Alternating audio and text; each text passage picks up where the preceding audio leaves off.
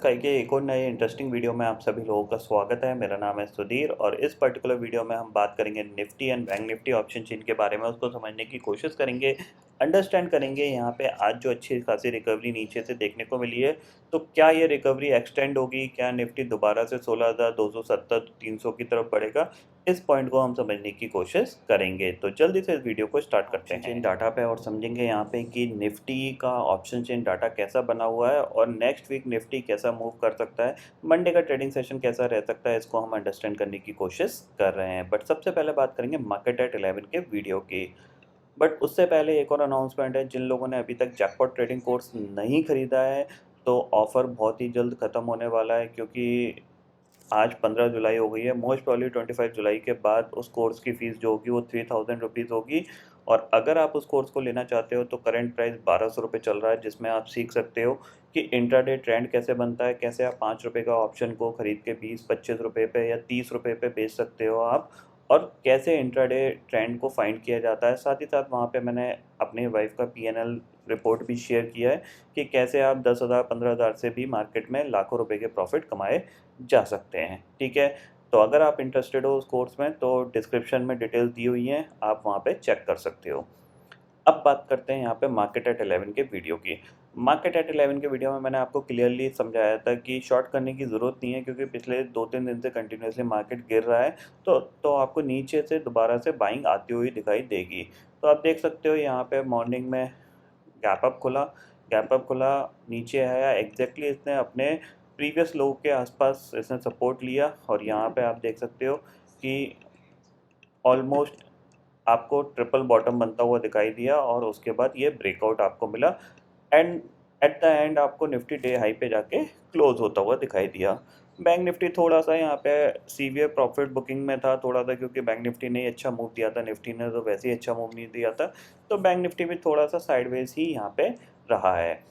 अब मंडे क्या हो सकता है उसको समझते हैं। ठीक है, तो ये वीक ख़त्म हो गया, ये सारी लाइनें हटाते हैं हम और समझते हैं कि मंडे का ट्रेडिंग सेशन हमारे लिए कैसा रह सकता है।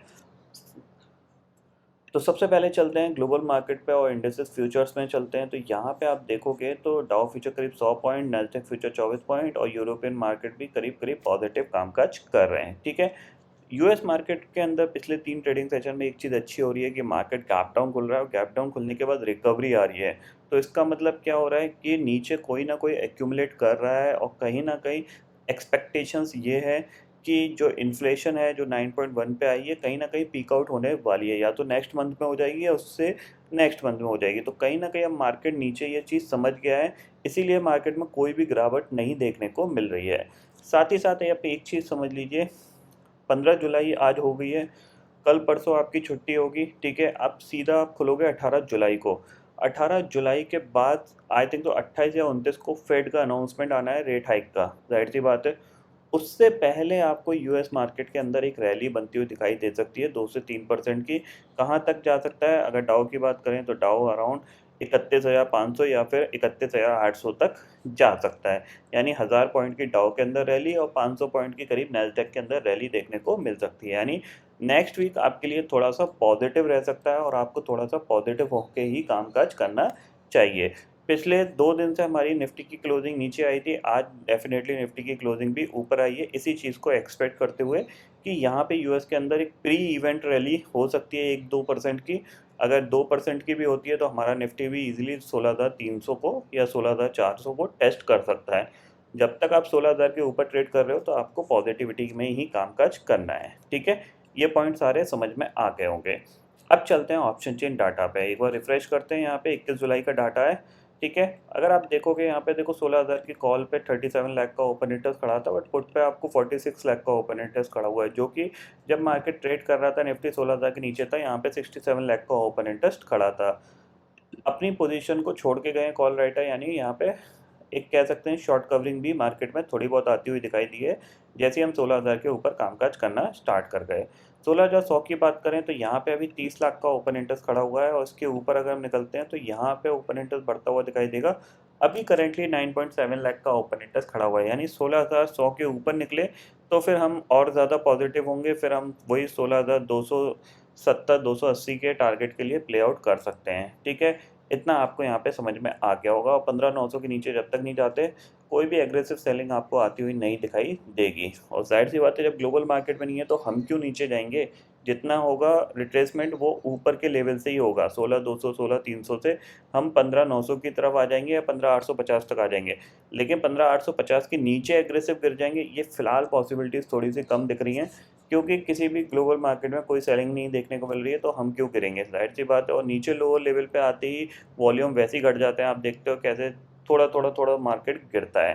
ठीक है, इतना समझ में आ गया। अब चलते हैं चार्ट पे और चार्ट को अंडरस्टैंड करते हैं। तो यहाँ पे मैं आपको आधे घंटे का चार्ट लगाता हूँ और सबसे पहले कुछ चीज़ें यहाँ पे समझाता हूँ। आधे घंटे का चार्ट लगाया है। सबसे पहले तो अपने चार्ट पे आप ये लाइन जरूर मार्क करके रखिएगा। ठीक है, इस लाइन को आप मार्क करके जरूर रखिएगा। जब तक ये ब्रेकडाउन नहीं होती तब तक आपको एग्रेसिव सेलिंग नहीं करनी है, ठीक है ना, समझ लीजिए। एक और लेवल मैं आपको बता देता हूँ, जब तक इसके नीचे नहीं जाते तब तक आपको बहुत बड़ी क्वांटिटी में शॉर्ट नहीं करना है, ठीक है ना। जब तक आप 15,850 के नीचे ट्रेड करना नहीं स्टार्ट करते तब तक आप जो भी शॉर्ट करो वो 1 लॉट 2 लॉट 3 लॉट में ही करो, ज़्यादा एग्रेसिव करने की ज़रूरत नहीं है। इतना समझ में आ गया। बाइंग के लिए अगर मैं बात करूँ तो सबसे अच्छा एरिया है कि अगर निफ्टी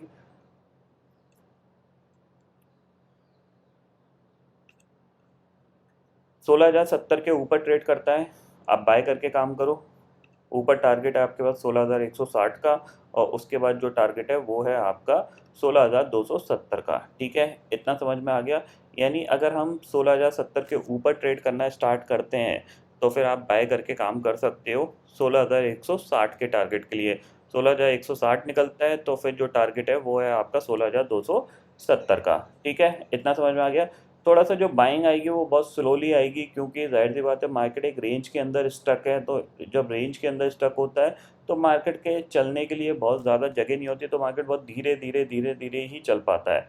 आप देख रहे हो पूरे दिन साइडवेज रहा, सडन बाइंग आई, मार्केट ऊपर चला गया। ऐसी सेम यहाँ पे साइडवेज रहेगा, फिर सडन बाइंग आएगी, ऊपर चला जाएगा। तो इसीलिए मैं आपको बोल रहा हूँ 16,000 के ऊपर आप लॉन्ग में ही रहिए, 16,000 के नीचे आप कुछ मत करिए। इतना आपको समझ में आ गया होगा। ठीक है, अब बात कर लेते हैं बैंक निफ्टी की। तो बैंक निफ्टी में काफ़ी अच्छा हेल्दी करेक्शन हमें देखने को मिल गया है ऊपर के लेवल से। ठीक है, इतना समझ में आ गया। नेक्स्ट मंथ हमारी भी आरबीआई क्रेडिट पॉलिसी है जो कि अराउंड 4 से 5 तारीख अगस्त के आसपास आएगी। तो हम एक रैली बैंक निफ्टी में अभी भी पेंडिंग है, जो बैंक निफ्टी को अराउंड 36,000 तक ले जा सकती है। ठीक है ना, इजीली ये 36,000 तक जा सकता है, इसमें ऐसी कोई टेंशन वाली बात नहीं है कि ये नहीं जा सकता। मंडे को एचडीएफसी बैंक के रिजल्ट, मतलब बेसिकली कल आ जाएंगे एचडीएफसी बैंक के रिजल्ट। मंडे को एचडीएफसी बैंक रिएक्ट कैसा करता है, अगर गैप डाउन खुलता है, मान लीजिए बैंक निफ्टी 34,000 के आसपास मिलता है, आंख बंद करके आप एक कॉल को लॉन्ग कर लीजिएगा मंथली वाली को। ठीक है ना, अगर लेटर सपोज गैप डाउन खुलता है अराउंड ये 34,350 34,200 पे खुलता है, आंख बंद करके आप एक कॉल लॉन्ग कर लीजिएगा मंथली वाली। ठीक है, 35,000 की कॉल ले लीजिएगा या फिर 36,000 की कॉल ले लीजिएगा और उसको होल्ड करिएगा, आपको अपने आप एक अच्छा प्रॉफिट मिल जाएगा। ठीक है, इतना समझ में आ गया। बैंक निफ्टी का जो बाइंग लेवल है अगर उसकी बात करें तो उसके लिए सिंपल सा लॉजिक है कि आज हमने ऑलमोस्ट 34,750 के ऊपर कामकाज नहीं किया था। अगर हम इसके ऊपर कामकाज करना स्टार्ट करते हैं तो बाय करेंगे, 35,000 पहला टारगेट होगा, और 35,000 के ऊपर निकले तो फिर हमारे पास सीधा सीधा 35,500 टारगेट है। ठीक है ना, 35,000 के ऊपर हम टिके तो हमारे पास सीधा टारगेट 35,500 का ही बन के आता है। इसके बीच में कहीं ये छोटे मोटे हडल हैं जो वो लेगा, लेकिन बैंक निफ्टी है अगर 35,000 के ऊपर निकल गया, इसका मतलब ही यही है कि कहीं ना कहीं जो बैंकिंग स्टॉक्स में आपने लास्ट से लास्ट वीक में जो एक रैली देखी थी वैसी ही रैली आपको बनती हुई दिखाई देगी।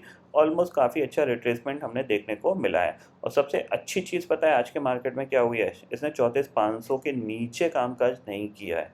ठीक है ना, 34,500 के नीचे कामकाज करता तो ये और वीक हो सकता था, बट इसने नहीं कामकाज किया, ये बहुत अच्छी चीज़ है। और अगर यहाँ से ये 34,750 निकालता है तो डेफिनेटली यहाँ पे एक रिवर्सल के लिए तैयार हो रहा है। ठीक है, समझ में आ गया। तो ये पॉइंट सारे आपको यहाँ पे क्लियर हो गए होंगे। और ग्लोबल मार्केट की मैं ऑलरेडी आपको सिचुएशन बता चुका हूँ। यूएस मार्केट अब आपको कहीं ना कहीं नेक्स्ट वीक में एक अच्छी खासी रैली देने के लिए तैयार हो रहा है, क्योंकि अगर इसको नीचे जाना होता है तो बहुत ही अच्छे इस पे पॉइंट थे। इन्फ्लेशन डाटा सबसे high, rate of interest hike होगा ही होगा, सिंपल सी चीज़ हाइक होगा ही होगा, ये मार्केट ऑलरेडी जानता है। 0.75 या 1% का सीधा हाइक होगा ही होगा। बट उसके बावजूद मार्केट में, ग्लोबल मार्केट में सेलिंग नहीं आई है, उसके पीछे का सबसे बड़ा रीज़न ये है कि वो ऑलरेडी बहुत गिरे हुए हैं। नैस्डैक 33% डाउन है। कोरोना टाइम में 50% गिरा था और अभी ऑलरेडी 33% डाउन है, तो और कितना गिरेगा। बस अब जो सेलिंग आएगी वो बाउंस बैक के बाद आएगी, तो बाउंस बैक आएगा तो वो एक अच्छा खासा बाउंस बैक आना चाहिए, मुझे ऐसा एक्सपेक्टेशंस लग रहा है। अराउंड डाउ 32,000 तक जाना चाहिए, उसके बाद भले देखेंगे कि फेड पॉलिसी आने के बाद कैसे गिरता है। अगर स्लोली गिरता है तो कहीं ना कहीं ये जो बॉटम बना है ये अभी आपका शॉर्ट टर्म 4-5 महीने का बॉटम बन चुका है, इसको इतनी जल्दी नहीं तोड़ेगा, ठीक है। और अच्छा खासा टाइम यहाँ पे स्पेंड कर रहा है, तो यहाँ से जो भी रैली बनेगी ऊपर या नीचे की वो बहुत ही ज़्यादा स्ट्रांग बनेगी, मतलब अनदर 5-6% का मूवमेंट यहाँ पे देखने को मिलेगा।